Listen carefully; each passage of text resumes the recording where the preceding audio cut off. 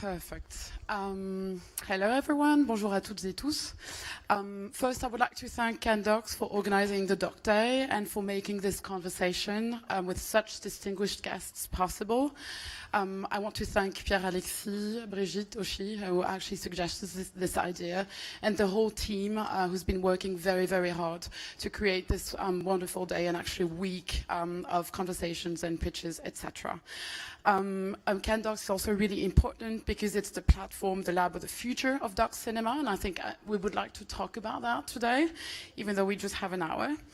And we owe you, I believe, some insights. I believe that there's a young generation of filmmakers here in the room.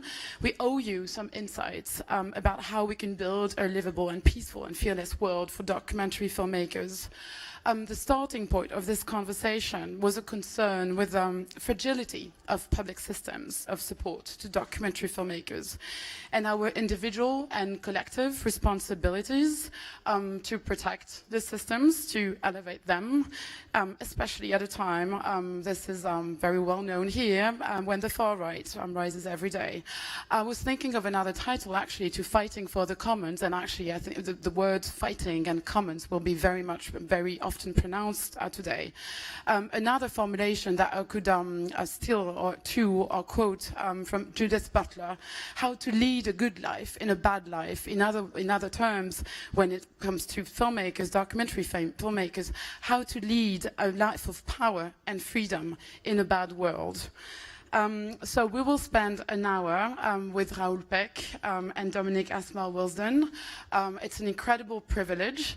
And so I will introduce first Dominic and then Raoul, and then we'll also watch some pictures. So Dominic Asmall Willsdon has been very recently appointed, for our American friends, you might know that, very recently appointed in January 24, the Executive Director of IDA, the International Documentary Association, which is based in LA and also works actually internationally. You're actually quite new to the non-fiction film world, which is actually extremely valuable because you have fresh look on our customs, pains and hopes in the sector. And you are also an international renowned curator, educator, seasoned leader in the nonprofit cultural sector.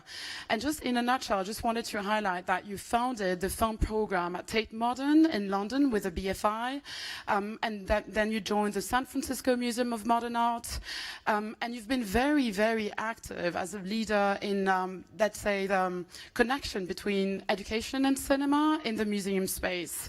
You also have been the executive director of the Institute for Contemporary Art of Virginia Commonwealth University. And throughout your career, you have shown, for instance, and that will also give you an idea of the kind of cinema he defends, John Akomfra, Sam Green, Joanna Hadji-Thomas, Pratibha Parmar, Anand Patwardhan. So I won't be long. I just want to quote also two books, important books that will resonate this afternoon that you've published, published, co-edited as well. I'm talking about exhibition catalogs. So I'd like to quote Public Servants and also Public Intimacy, Art and Other Ordinary Acts in South Africa. So yes. Regarding Raoul Peck, I hope that you were able to see Ernest Cole, Lost and Found, yesterday, or maybe in a few weeks or months on in theaters and platforms. Mr. Peck, you will tell us when the film will be on view for the wide audience. So you're presenting Ernest Cole, Lost and Found this year, premiered yesterday. But actually most of the room was moved to tears and offered your work, and I suspect your career, a standing ovation. In Cannes, you also presented an official selection, L'Homme sur les quais, Haïti 1960 in 1993, and Lumumba, La mort du prophète, The Death of the Prophet, in 1990. You made it in 1990 and it was presented at Cannes Classics 3 years ago. And Lumumba, also a feature at the Quinzaine des Cinéastes. Your filmography would be too long to list exhaustively, but I could quote Assistance Mortelle, L'École du Pouvoir, Prophet and Nothing But. I'm losing my files. And And also, what's extraordinary that you've been navigating from, from fiction to documentary in a very versatile and, of course, brilliant way. You all remember "I Am Not Your Negro." It's a film that's changed many human beings' lives in this world. Many people around me know actually the dialogues and the text by heart, and it was nominated for the Oscars in 2017. And last but not least, and it's important because we'll talk about political organization and institutions, you have served the general interest through your institutional and political commitments in Europe, in the Caribbean, and in the States, as, for instance, the Ministry of Culture in Haiti in 97, or the president of la FEMIS, the French Public Film School. So I'd like to first start with some animated images, an excerpt of Ernest Cole. Let's roll the clip, please.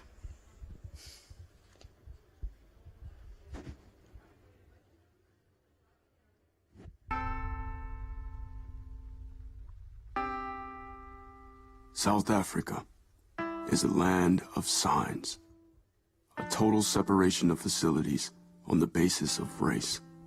For every African, the signs, oppressive, are always there.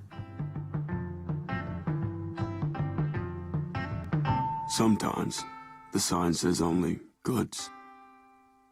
But if you are black, you know that elevator is for you too. The depravity of apartheid, a morbid system of separation.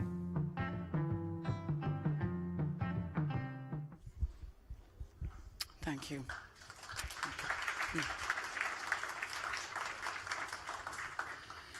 And so my first question does not go to the director of the film, but actually to Dominic, who's a child of apartheid.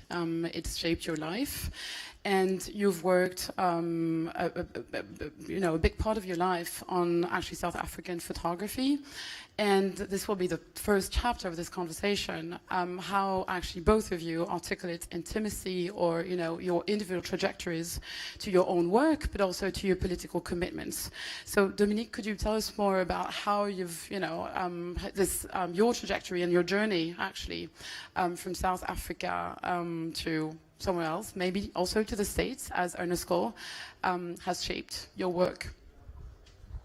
Yes, thank you, Nora. Thanks for the introduction. And let me first add my thanks to Pierre Alexis and Bridget and yourself for the invitation. As you alluded to this, I'm relatively new in a certain sense to this documentary community. And once again, this has been a tremendous welcome these last few days. The invitation to have a conversation of the two of us, you brought it without any sense. I think that there was this personal and professional connection between certain things that I've done and been, and your wonderful film, which I saw last night. As you said, I mean, my family was broken by apartheid, and so much of what I saw in your film last night I found tremendously moving. I said to Nora, I'm glad we didn't have to have this conversation immediately afterwards, because I'm not sure that would have been possible for me. Especially for me, the through line in Cole's photographs of mixed couples, both in South Africa and then in the United States, was very very poignant for me. But curatorially too, as you say, I have been a curator and museum director in visual arts, and about 10 years ago did this large exhibition group show called Public Intimacy, Art and Other Ordinary Acts in South Africa, and the work of Ernest Cole was core to that. There was some in the collection of the San Francisco Museum of Modern Art where I was working, and I unfolded an exhibition of photography and other work out of that. And do we have a couple of absolutely slides so just to give show a this? Sign, yes, very readable sign to the nice team. But while that's coming up, let me say,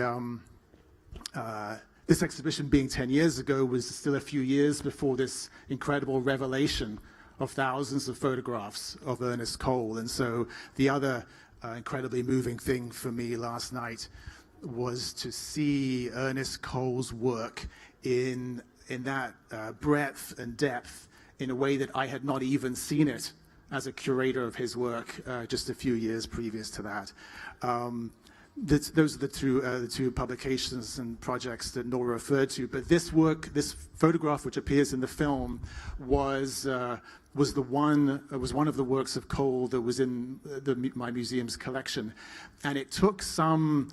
And this, I think, appeared in Drum magazine originally.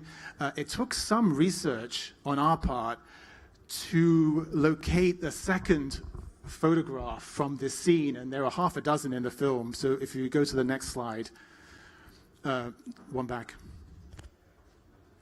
So this is a scene around a shebeen, like a bar in a township, and the photograph that you see on the left, where he's holding the baby, was just explosive to us.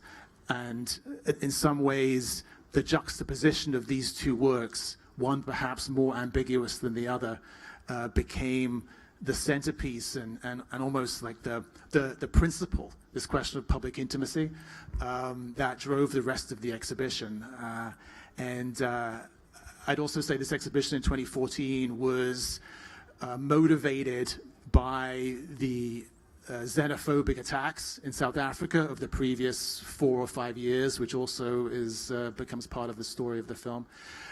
So let me just show some other images here, or ask for them to be shown, because it's also worth knowing that Cole's work inspired a generation of subsequent photographers of the next generation.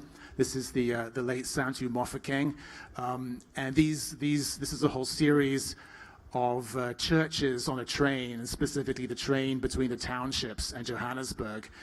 So not spontaneous, but let's say informal religious services on the train. And only yesterday in the films did I see the train pictures of Ernest Cole that I'm sure stand behind this.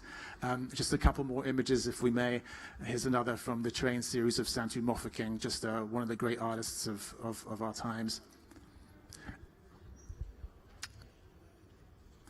Yeah. David Goldblatt, I think a peer of Mofokeng, and the next one, which I think does resonate a lot with the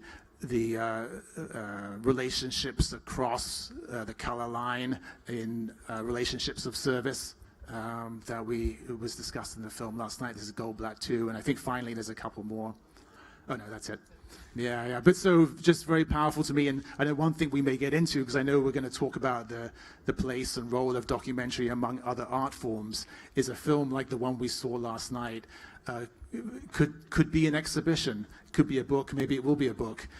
So I think it's interesting to think of the different delivery systems for what can be equivalent curatorial efforts. It's a curatorial film in many ways, but yeah. Thank you, Dominic. I have 2 questions for Raoul. First, the choice of the story of Ernest Cole. For you, every hour and every day counts in your political and artistic journey. You work simultaneously on very, many projects.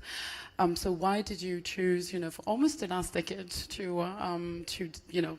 to dedicate a film to Ernest Cole, and also to revive the story, the story of apartheid, but also not only the South African dimension, but also what the Western world did or did not?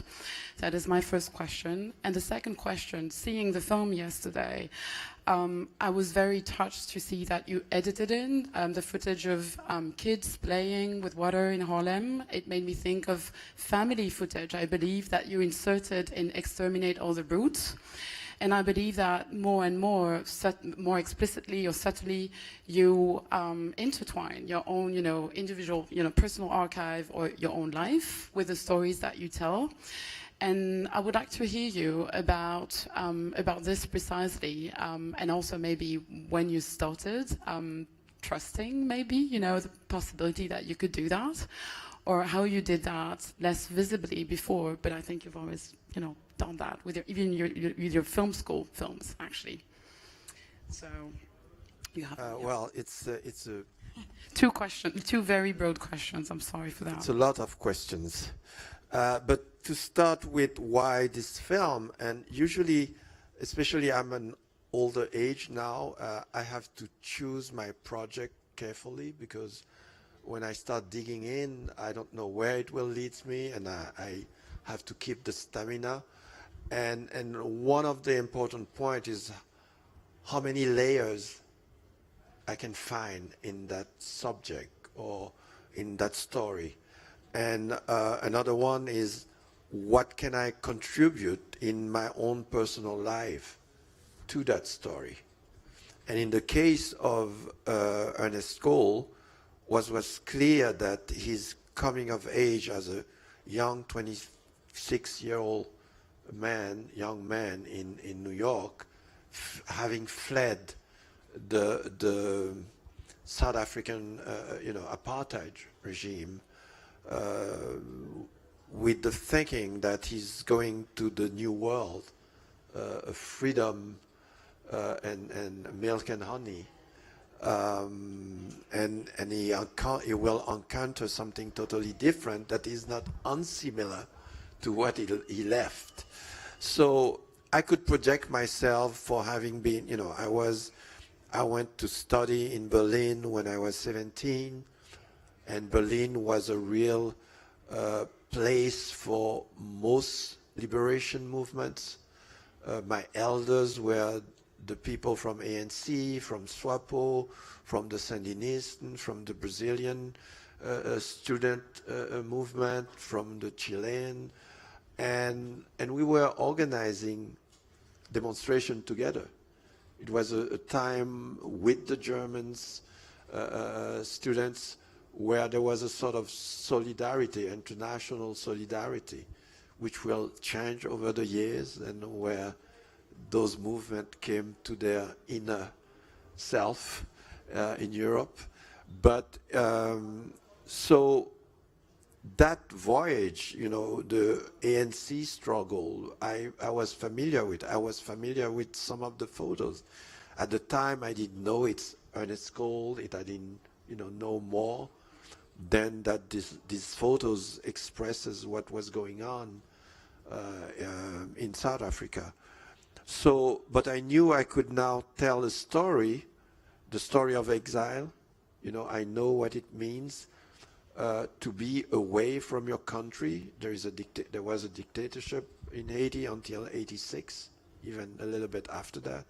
So I know what it means. You are elsewhere in Europe or in Congo, and then you hear about that family who lives near your home that disappeared, or that a friend of your parents was arrested, etc. And you live every day with it.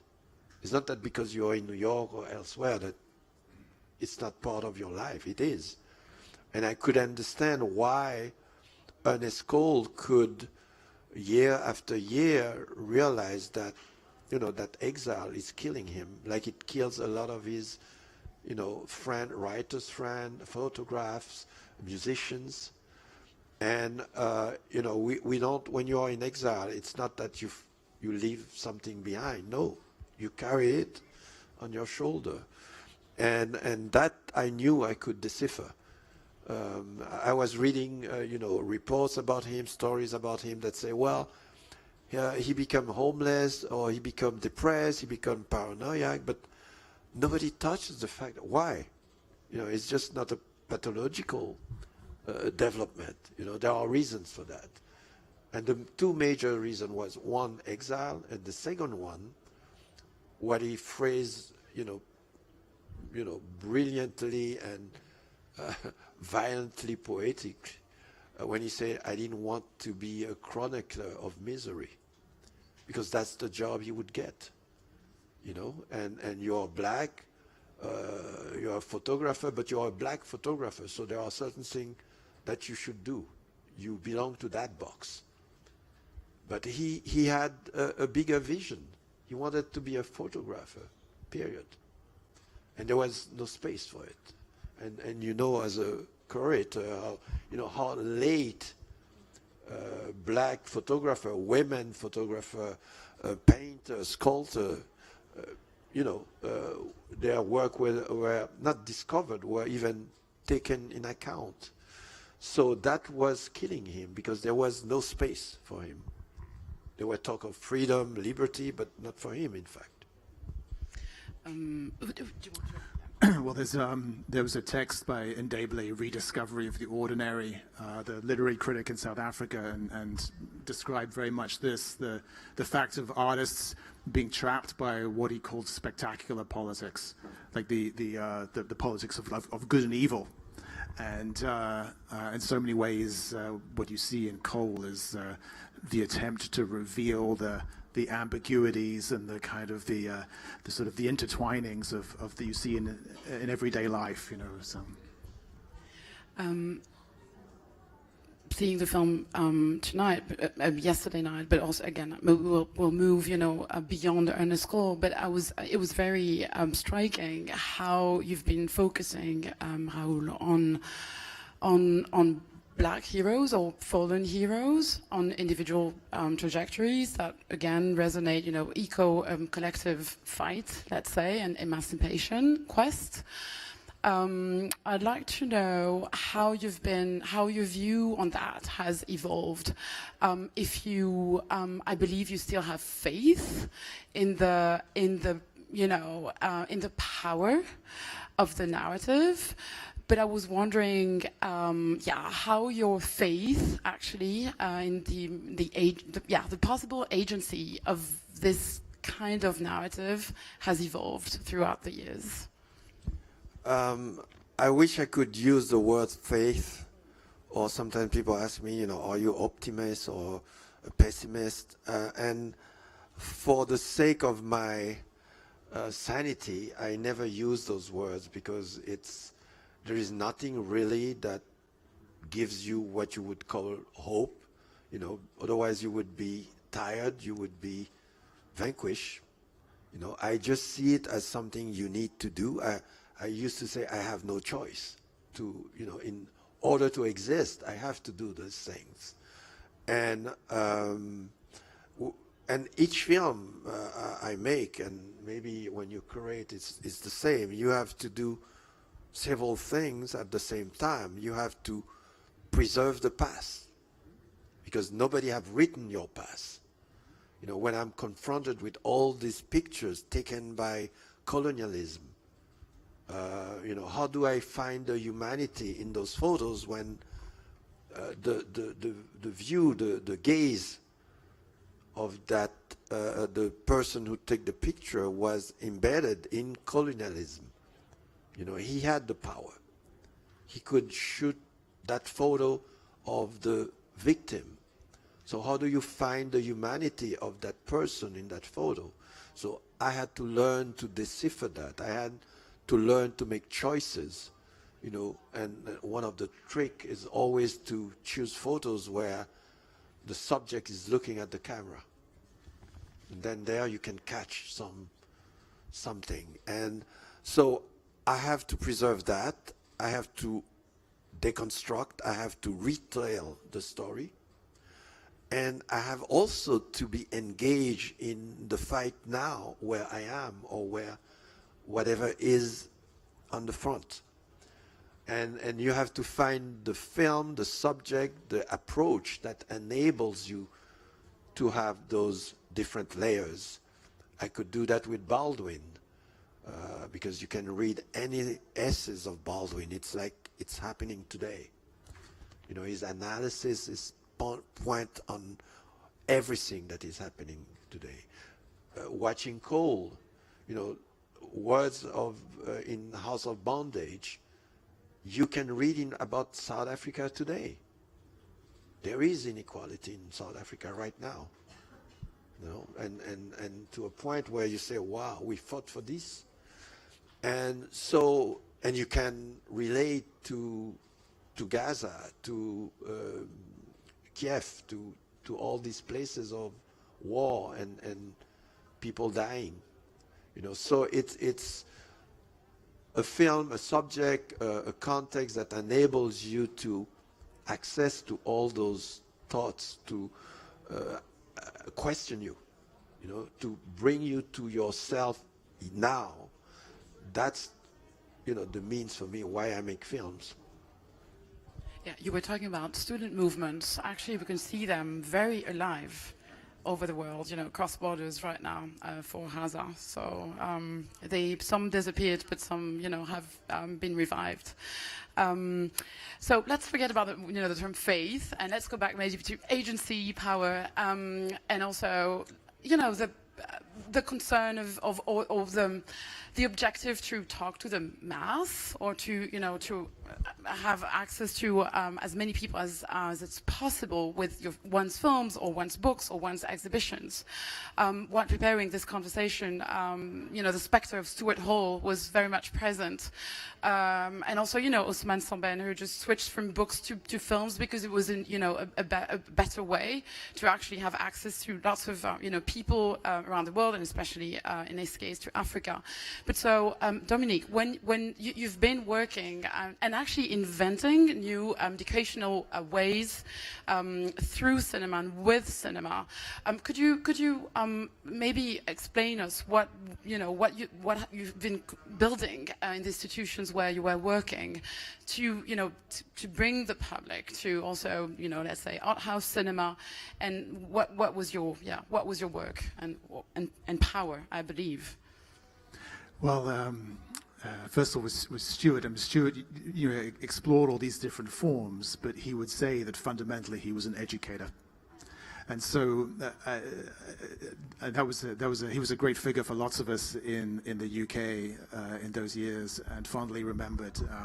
But the link into your question, I think, is that of what form, what apparatus do you choose in order to not just reach the public you want to reach, but generate the public you want to generate? You know, we have these words of public and publicness in our blurb for our session here, and also commons, which is a different thing, which we could make a distinction there if we wish to. But a work of art creates its own public, and so. And publics are sometimes in a space, and sometimes they're spatial, and that's typically an exhibition is an example of that, and sometimes they're temporal. It's about circulation. Novels are about circulation, and there's wonderful writing. I think of Michael Warner's theorizations from 20 years ago, public and counterpublics, to do with the politics of circulation. Yeah. So for me, part of what draws me into documentary film now, you know, of course, I have a history with film programming, certainly not with film production or distribution. But what draws me into documentary is partly the educational essence of documentary film, and accompanying that, the possibility to think about what new forms of circulation can exist. It was interesting to me this morning, those of you who were there for the soapbox session that Doc Society hosted this morning, it was interesting how much alignment there was between the individuals who projected a vision of documentary film in 2035, I think. And so much of it was about the different kinds of spaces, physical and virtual, that might be, a lot of it was about money, but some of it was about different kinds of spaces that would need to exist. And it left me thinking about how, in order for documentary to occupy those spaces, we could be on the cusp of some kind of aesthetic revolution in what the documentary form is. And coming from a world in contemporary art, and you can say the same in music. I mean, visual art now and music now is unrecognizable from 50 years ago. Documentary film isn't. I mean, in terms of what first comes to mind. So it would be, even if we need to go and build and find these alternative spaces, it might accompany kind of reinvention of documentary form, which could make this a very exciting decade and beyond. That wasn't about my history, was it at all? But I'm looking forward to it. I was using the past to actually, trigger an answer about the suffice future. to say, I think that if you come out of visual art, you're oftentimes experimenting with the apparatus as much as with the image, and so I think this can be an interesting time in documentary for that kind of experimentation. But you also experience, different spaces, in the UK versus in the US, where actually the access to museums and to the theater room was actually free. And this makes a huge difference. So we can talk about that also. And the digital space is not free at all, so either. So, this is also a question to Raoul with your depth of analysis, and you've seen the change of let's say, channels to broadcast films, and even just looking at your documentaries, you've made documentaries that had a theatrical release, you've made films that went directly to television, and now you're working with not only, but also with American platforms such as, Amazon, Apple TV, and also HBO. So I was wondering if you could also share a few, considerations about what it means to you. Of course, it's a production choice to produce your films. And I didn't mention that Raoul Peck is mainly the co-producer of his films. This has to do with power and freedom as well. But yes, what does it mean to you to work with platforms and to see your films directly, on the, let's say, small screen? Well, this is a vast question. Sorry for that. How can I respond to that? First of all, there have been so many changes those last 30 years, not only in documentary, but in film in general. And I went through that not only through film, but through photography as well. The way we used to photograph 40 years ago and how photography is totally transformed, and also where do you show it and how do you show it. And each person with an iPhone now is an artist, and we know it's not true. But there is a certain freedom to have that. But there is also an illusion, because those devices isolate ourselves. I was lucky to grow up in a surrounding of collective minds, of collective fights, of a collective resistance. And now maybe I'm biased, but I suspect from the get-go any changes that is moved forward by capitalism, by profit. And that have been happening more and more. How many devices did we bought those last 30 years? Different systems, from VHS to Max to whatever and we can't even play the data that we collection throughout the years. We can't even read them. So this is an incredible waste of energy, of creativity, and also it kills the collective. I miss that collective. I'm supposed to be an elder today, but I don't have the young people who would say, "Oh, I come work to you for free for 2 years."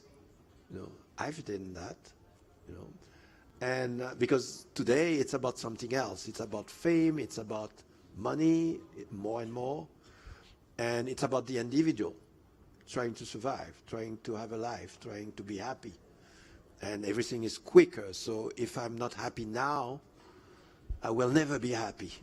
You don't have the time to build something up. It's instant.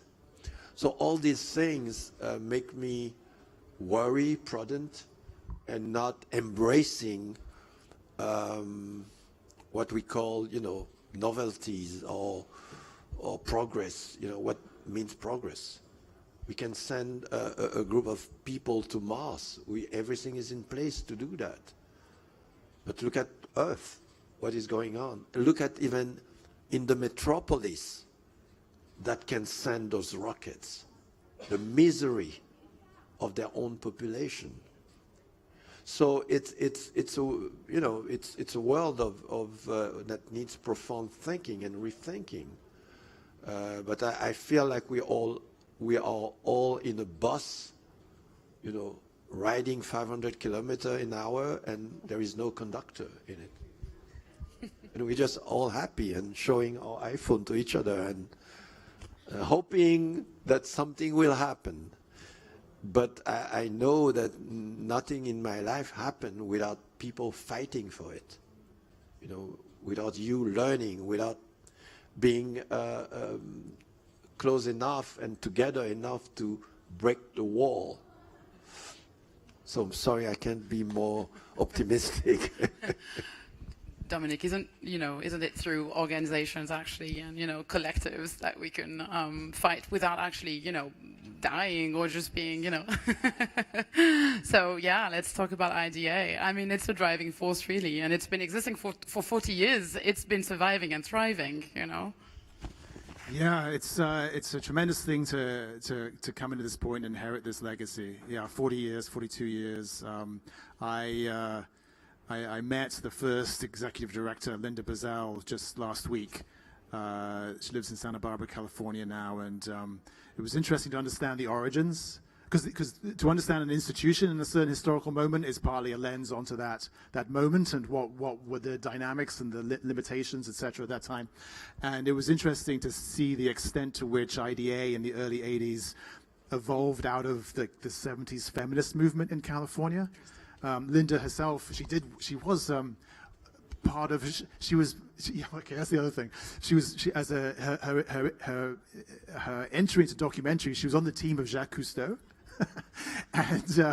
And then she somehow became director of research at the Walper production studio in Los Angeles. But because her career was not sustainable, she trained as a psychotherapist, and there was and necessarily joined. It was called the Association of Marriage Counseling and Family Therapy, and she thought that documentary should have a similar thing. Well, it also has to do with documentary production. I mean, when you produce, you do therapy, actually. Right. Well, I did, yes. It may be more relevant even than just the fact of having an association. But some of the things that IDA still does were born in the 1980s. The documentary magazine began as a 2-page newsletter in the early 80s. Awards as soon as like 1990, I think, or 91. The precursor to the conference, the biennial conference, Getting Real, that still happens. It happened last month, which is a significant convening of documentary field worldwide. And in some ways, the magazine, for me, the magazine and the conference are fulfilling a similar purpose. The thing that we were talking about just before coming out here, that we certainly need to give maximum attention to in these times, is around the role of advocacy. I think there's so many amazing organizations that comprise this ecosystem, and some of them are doing some similar things to us. We also have $500,000+ a year in funding for film projects, but others are supporting projects in that way. But the need for advocates, I wouldn't say that we would be or could be the only one, but so many of the challenges that confront us all are, so to speak, kind of infrastructural and require work on the nature of organizations, nature of policy, etc. Yeah, the focus areas of our IDA are freedom of expression, equity and inclusion, nurturing grassroots organizations and collectives, fair use, career sustainability, accessibility. I mean, these are, we really need support actually to see this, achieved in our ecosystem. Yeah, the career development part I didn't mention, but you mentioned it there. For me, is part of a larger question of education. And even like intergenerational mentorship, and goes to the question. I mean, you run an educational program yourself, among other things, and what's the place of that? What's the condition of film education now? I think that's a big topic. Raoul, do you want to talk actually about also the role of film schools today, and maybe there are the places where a new generation of well, fighters, definitely, and artists are being born. Also because you actually taught yourself at NYU, and I believe that also public film schools on a broader level in Europe and also in South America are actually threatened. Well, film schools, first of all, film schools usually are really privileged places. A film school in terms of the amount of money spent for the output is very expensive. It's a place of freedom, and there are different types of film school, but it's an exceptional place, and I wouldn't say because it's expensive that we would have to get rid of them. But at the same time, the film school is what is happening within a society as well. You get the students that come from that society. So I was lucky to go in Berlin to a film school where, it was a political film school. You went there as almost as an adult. You didn't have to have any big diploma. You can choose. You could, I had former taxi driver, I had doctors, I had women who were, working on what do you call that, infirmière, nurses. So it was a very open school and with a political agenda. NYU was different. It cost a fortune. I was probably the first black full-time professor at NYU in the 90s. And there were students who were leaving the school because it was so expensive and they didn't have professors they felt were, and some of them stayed and became great filmmakers. So it depends of the general context. But what I see right now, and that is most scary, is that we have been going through an enormous change those last 10 years or 6, 7 years with the platforms. Basically we have a group of companies putting out more than 150 billions a year on filmmaking. I have a Marxist training. I know it will impact the structure, but people think it's just a change, Netflix, Amazon, and no, there are structural changes going on in terms of contracts, in terms of delays, how long you take to make a documentary, in terms of now you almost have to buy the rights for a documentary. Now witnesses ask to be paid. They come with their lawyers, because they have watched that in TV. They saw those stars, having final cut about the documentary on them. So everything have been touched and changed, and we just are like waiting for something to happen, but it will not, because the train is already gone. So is there still a collective that can stop that? I'm not sure, but that's what is happening. Documentary as such don't exist anymore. We don't see it yet. But there will still be filmmakers who will continue to make their film. They will take 2, 3, 5, 6 years to make their film. They will continue. But the whole system as such is already changed. So, see Netflix, the type of documentary they look for, crime stories, funny stories, animal stories, rarely the type of what we used to call documentary filmmaking. In France, the title was documentaire de création. That have disappeared. Author-driven documentary or creative documentary. So they still exist. They will exist, continue, but it will not be the dominant type of film that we will see. We have a system for the first time theater is not in the business plan. You don't have to go through a theater.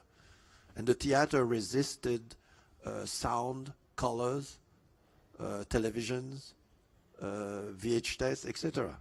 For the first time, Apple doesn't need the theater. Netflix doesn't need the theater. Amazon doesn't need the theater. So, and we cannot imagine that it will not have a consequence. There is too much money already on the table every year, you know. So their fight, France succeeded in having those platform pay to invest or forced to invest in French productions. So that's the way you can compensate certain of those impacts. But most countries don't have that system. Most countries are fighting for that. And I want to use that because we have the Secretary of State for Culture of Brazil who is here. Oh. And we talked yesterday about that, how to make the platform pay to sustain your own industry. You know, that's a life and death situation. Dominic, at IDA, what do you observe? Is, for instance, the need for support also, you know, the company? Because so I don't know how familiar, you know, is the audience regarding what the IDA does, because it's actually really, really wide and rich. So there, you know, there are scholarships. There's a program. There, are, you know, I mean, you'll describe it better than I can do. But what do you, yeah? Is would the needed support of documentary filmmakers is connected to this shift to platforms, which are also very exclusive? I mean, how many documentaries are commissioned every year on each territory? And second question, what does it mean? And what kind of documentaries? And what kind of documentaries? Absolutely. And what does it mean to work on that precisely from LA, to work on documentary from LA on the you know, American level, but also on the international level? What can you do and what you can't do, maybe? Yeah. Well, I mean, the things that IDA does, just I think I mentioned them before. We both did jointly. There are aspects of convening and publishing, and on one hand it's a communications organization, and if you like, on the other hand it's a services organization. So there's on the other hand there's the creation of opportunity through funding and education for filmmakers, film projects, but increasingly for film organizations around the world. There's an increasing commitment to field building and addressing much of the inequity between different spaces. Coming into the role, the two priorities that there's a strong consensus around at IDA. One is to explore new forms of internationalism. We do have members in more than 80 countries, but most members are in the United States. And the other is around advocacy. We mentioned it before, like that we have a variety of forms of advocacy of response. There have been advocacy campaigns in the past, for example, around the fair use and archives that we were talking about earlier. But what are the topics that really warrant sustained year after year advocacy? One that's very present in 2024. This is a topic we may want to get into, is around political challenges to different public media organizations in the US in the wake of the fall of affirmative action, identity-based organizations. That's something that we're seeking to convene partners around in the field. But yeah, how to become international in new ways and how to develop new forms of advocacy. I would say, actually, my colleague here, where's Abby? Abby's son is here, and to the specific question that we have here, Abby is going to be a fellow at the Schoenstein Institute at Harvard in the fall, specifically to research the regulation of the streamers and the platforms of the businesses, and to see what kinds of case could be made for that to be pursued in the United States as it can be elsewhere. and regarding acting on the international level, and especially on the level of Global South from the Western world. Raoul, I'd like you to recall us what has been the historical process that has led to Europe funding cinema in the Global South and Africa. I mean, you won't, give an exhaustive, story, but I just wanted to mention to the audience that we're at, a pivotal moment. So there will be the European elections in 2 weeks, and it's true that European funds have been instrumental in funding European cinema, and not only, also co-productions, with extra European countries. And there are sometimes, let's say, threats that, funds for film should go to the digital ecosystem and not remain in the cinema area, let's say.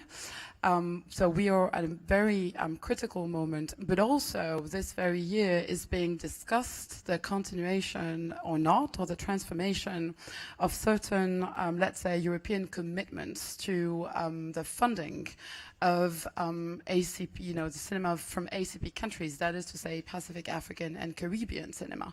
This has been instrumental for the last actually almost 2 decades, and this might, either, change or disappear. And again, like when we were preparing this conversation, I realized, Raoul, that you actually saw, how it evolved, and maybe I'd like your take on the question. Maybe rapidly, the ACP negotiation were between Europe and African countries, Caribbean countries and Pacific countries to create funds for loan for developments. And I remember at that time there was a fight to include the word culture in the agreement so that we knew we could find funding. That alone was a fight. And there were a group of ambassadors. I remember the ambassador from Mauritius Island, who was a great poet, and he was the one pushing to make sure to include culture in an agreement that was for, élevage, industries, all sort of stuff, commodities. And to have culture, that means the European fund would have to put money available for culture. And cinema was one important tool. But over the year, I saw the disintegration of the structure of that money, who was administered at first by the conference of ACP ambassadors, and they had delegated to experts who would deal that fund, make for the appel de fonds, every 2 years or every year. So fundraising. Filmmakers, festivals could apply to have money. And little by little, the ambassadors, following the politics of their countries, withdraw more and more. And it became in the hand of functionaries. And at one point, the fund went back to the European Union, who were now the one deciding about who will get money. And now we come to, I didn't even know that fund risked to be stopped in the coming years. And in fact, we have no advocacy. We don't have any strong organization who can defend that, And I think most people don't even know that it exists.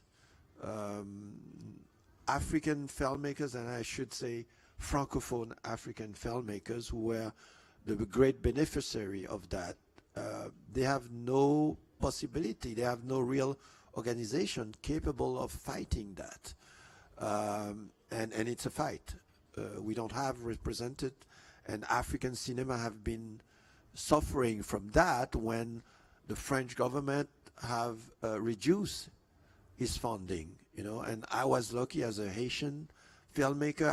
I had access to that fund, but most of my colleagues, my generation, cannot make another film, because the money is not there anymore, and the structure were not developed to able an autonomous development in each of those countries. And so it's a weird situation right now, and I don't know what the next generation will be able to do. Will they be able to be as independent as we were to make the film they want to make and not the film the industry want them to make? That's a big question. And I remember when video came, you know, and a lot of people were saying, oh, now African youth will be able to make films because it's cheap, and it's, yes, but nothing is ever cheap. You don't want to make films that will be seen by a few people. You want your film to be in Cannes or elsewhere on the big screen. And for that, you need money, you need funding, you need training, you know. So it's again, I wish I would be more optimistic, but we lack combatant. We like people to go to the trenches, and people who even know that history. I'm old enough to have, you know, lived through those stages, and you know, there were a few victories, but now we have our back on the wall. Well, this is a rather clear call or draft, let's say. So, well, you do actually do things at IDA. So, Dominic, what are the, you know, the perspectives of actually actions or changes of policies regarding specifically, you know, support to filmmakers, either from, you know, the diaspora or for the global south specifically? Are you imagining, you know, new funds or new systems? Yeah, there's a conversation. It's a bit too early to say too much about it. It's I can say what it is, but like without too much. I'm interested in a number of people talking to me about supporting producers in the global south, and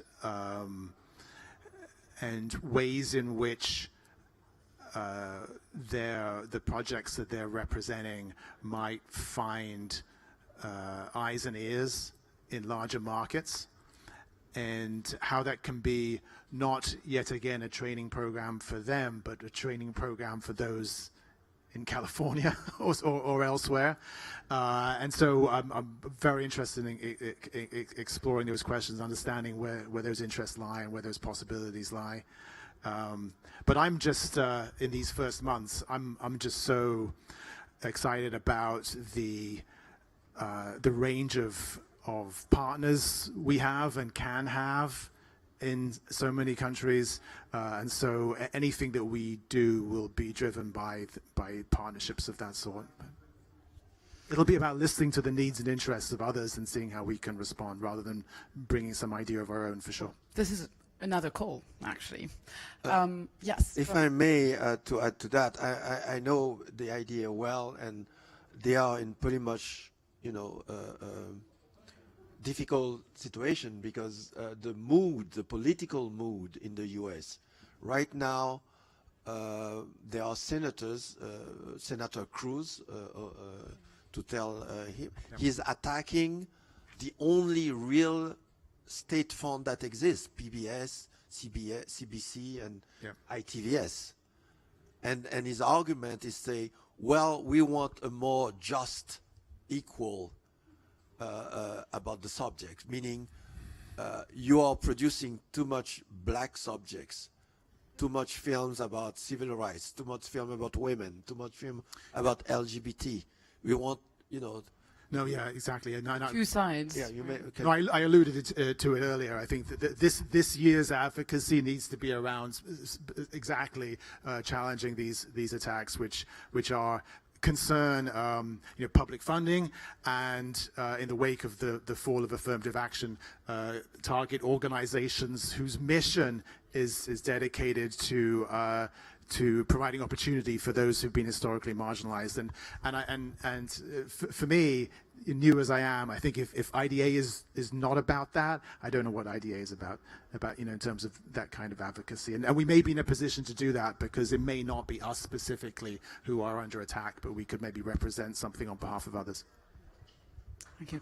Well, that was the word of the end. One or two questions, or you just, okay, go ahead. And another one, so we'll pick two at the same time. Yeah, go ahead. So. This question's for Raoul. So first you said, I'd work for you for 2 years for free, no worries.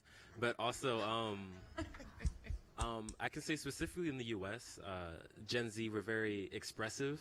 So I think my question then is like, what do you think our role or responsibility is as we start to mature into the workforce, into these creative positions where we have the chance to tell our stories or the stories of others? Like, what is our responsibility to make the future a more equitable place? Well, I can't give, there is no recipes, you know. The only thing I can tell you it's work, nothing else. It's work, perseverance, build. You know, there is nothing for free. You will have to find your own route, and you will have a lot of obstacle in front of you, and you have to discover who you are. I mean, there is no, you know, I learned from Baldwin. You know, Baldwin refuses to be defined by anybody. You know, I don't know myself who I am yet. So you are the one who has to do that voyage, that journey. And don't take no for an answer, because there is, for you specifically, there will not be any opened door. You will have to break the door or create your own door. You know, so there is no, I can tell you, especially now, there is no recipe. And find allies, find people that are doing the same thing as you do or want to go to the same direction. You will be stronger. Don't stay isolated. You know?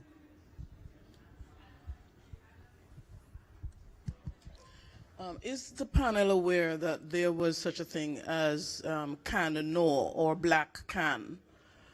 And can the panel comment on why they think it was discontinued or disbanded, and the impact that that has had on Raoul's assessment or Raoul's exposition that filmmaking has been adversely affected by, African filmmaking has been adversely affected by lack of training, lack of funding, that sort of thing. Is there a third question to conclude so that we can wrap up afterwards? Yes, go ahead, please. Thank you so much for the film last night, Raoul. I'm from Cape Town, South Africa, so thank you for making a film about our elder. We just wanted to know, was there ever a consideration to use a South African voice to do the voiceover, just due to just some pronunciations? In Lakeith Stanfield's voice is beautiful, but just some words were pronounced differently. And yeah, there's an excitement back home to watch the film in home soil, to return Ernest Cole's spirit back to South Africa. Also mentioning Nat Nakasa's work, mentioning work of Abdullah Ibrahim, but also was there ever consideration to come and speak to some of these elders who are still alive, who had deep conversations with Ernest Cole? First to your question, yes, I mean, we did our homework. We talked with everybody. We gathered all the information we could. We spoke with the elders who were still, alive. But the film was not about having interviews and talking heads.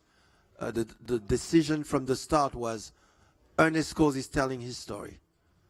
It is his way to get his power back. So I had to follow that strict discipline, and I use whatever information and facts that I could get garnered from all those people, and not only in South Africa, in the US, all the Americans who crossed paths with Ernest, to write the story. And regarding the voice, yes, I did try, but that particular person ignored the film, and I can't push them to do that.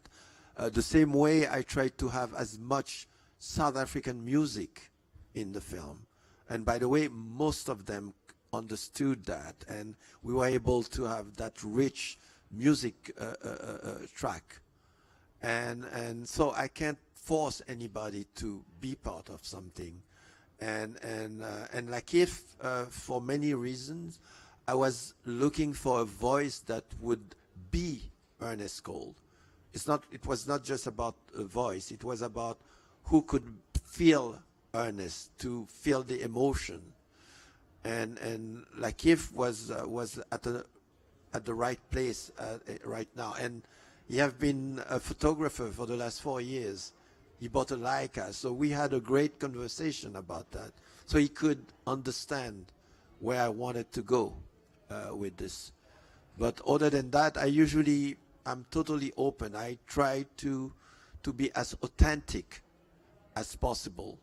You know, the film, I would never do it just about Ernest. It was Ernest and his friends and his colleague in exile and all the others who were around him. I honored, that's why I put the names of every photographer, of every musician. And for me, it's a sort of homage as well. Yeah. And concerning Cannes, I'm not aware of what the question is, but yes, there was a time where there was always an African film in competition in Cannes. But when there was no more money, there was no film in competition in Cannes. That's about it. And we lost a generation of filmmakers. They are coming back, I can tell. They are coming back. Yes, and there were some women, a group of women filmmakers who have found a way to access. And of course, they are dealing with issues of their life in Europe. It's sometimes in their home country, but they will have to find their own way as well. But they exist, yes. And they went to film school. All right. Well, thank you very, very much for this beautiful conversation. Thank you, Raoul Peck. Thank you, Dominic Asmall Willsdon. Thank you so much.